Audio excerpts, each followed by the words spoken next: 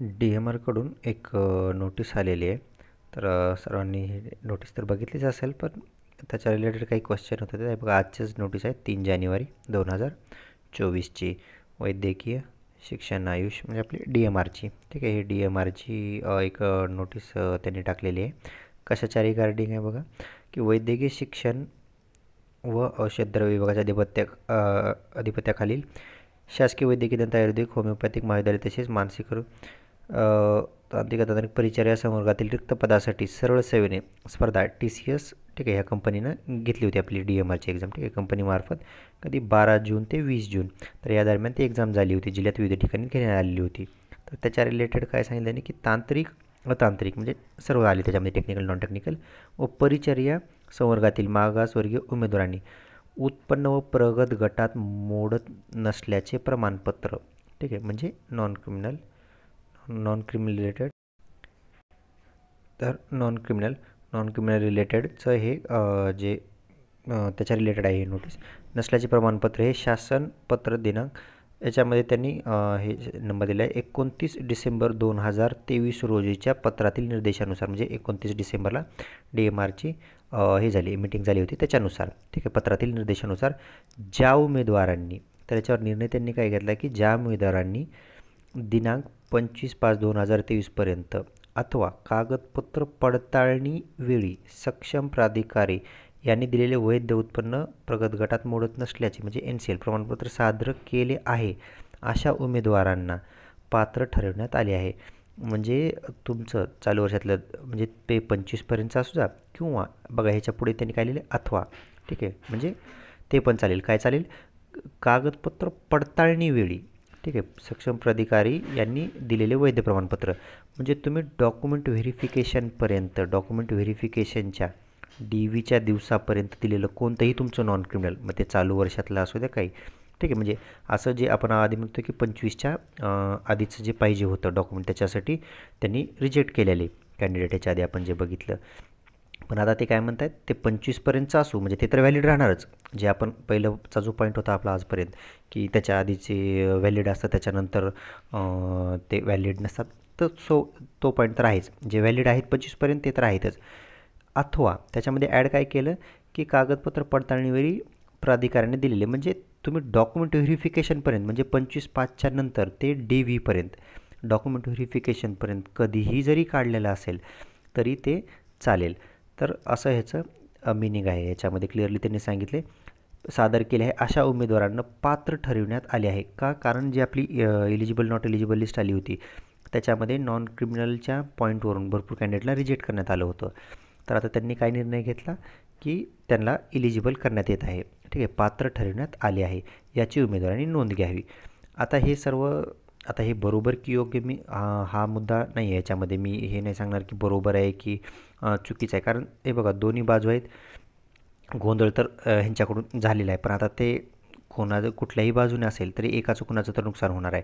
आता व्हॅलिड जरी आहे म्हणलं,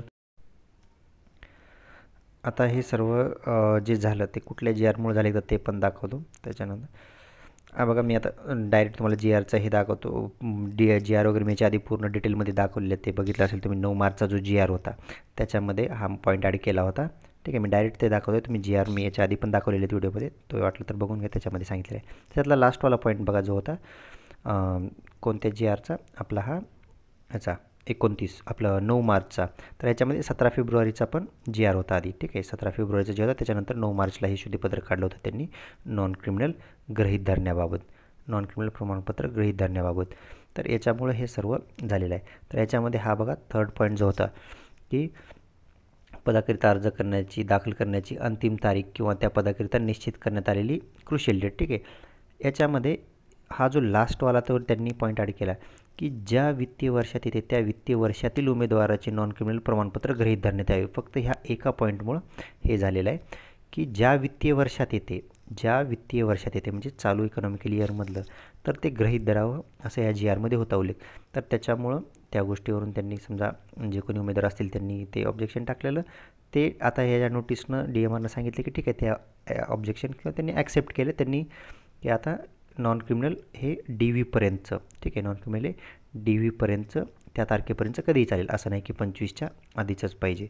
आता ह्याच्यामध्ये दोन बाजू आहेत की याच्या पहिलं ज्यांना रिजेक्ट केलं होतं, ठीक आहे, ह्याच्या नोटीसने तर क्लिअरली सांगितलं की आता त्यांना इलिजिबल केलं आहे, पण ह्याच्या आधी जे नॉट इलिजिबल झाले होते, ज्यांना रिजेक्ट केलं होतं, आता ते इलिजिबल झाले.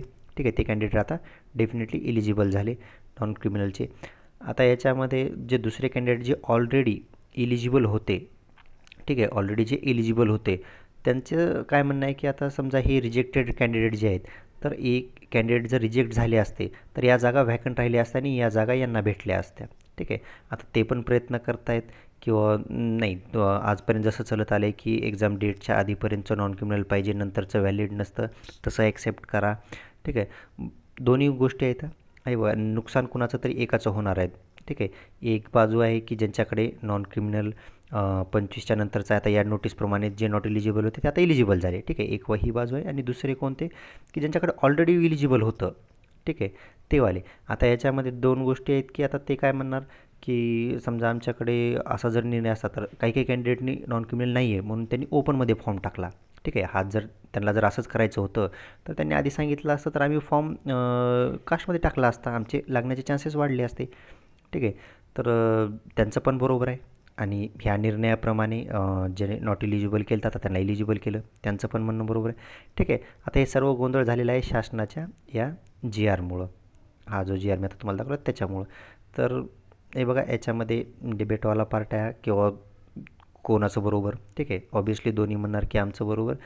तर जे काही असेल आता नुकसान कुणाचं तर एकाचं होणार आहे, असं नाही की आता दोघांना पण घेईल. प्रयत्न करून बघा, आता जसं यांनी प्रयत्न केले तसं आता हे ज्यांना आता जे लागणार नाहीत, समजा हे नॉट इलिजिबल झाल्यामुळं या जागा आता यांना भेटतील, जे इलिजिबल झालेत ते कॅन्डिडेट्सला. पण आता ह्या जागा जर व्हॅकंट राहिल्या असतात तर ज्यांना भेटणार होते, ठीक आहे, जे ऑलरेडी इलिजिबल होते, ज्यांच्याकडे व्हॅलिड होतं नॉन क्रिमिनल, तर आता ते पण कॅन्डिडेट्स म्हणत आहेत की आता आम्ही पण हे करणार, ऑब्जेक्शन येणार. ठीक आहे, आता जस्ट त्याचा राईट्स आहे, कोणी प्रयत्न करू शकता. पण जे काही डिसाईड असेल तर सध्याची जी नोटीस आली त्याप्रमाणे मी सांगतो आहे की सध्या आता डी एम आरनं काय डिसाईड केलेलं आहे सध्याचं, तर हे सांगतो आहे की नॉन क्रिमिनलचे जी 25/5च्या आधीचं म्हणत होतो त्याच्यासाठी जे कॅन्डिडेटला रिजेक्ट केलं होतं आता ते सर्व कॅन्डिडेट हे इलिजिबल झाले. ठीक आहे, ज्यांना नॉट इलिजिबल केलं होतं आता ते इलिजिबल झाले सर्व कॅन्डिडेट. ठीक आहे, आता ह्याचा अर्थ असा नाही की जे इलिजिबल झाले ते सर्व सिलेक्ट झाले. ठीक आहे, इलिजिबल झाले याचा अर्थ सिलेक्शन नाही, ज्यांना फक्त इलिजिबल नॉट इलिजिबलमध्ये रिजेक्ट केलं होतं ते फक्त इलिजिबल झालेत.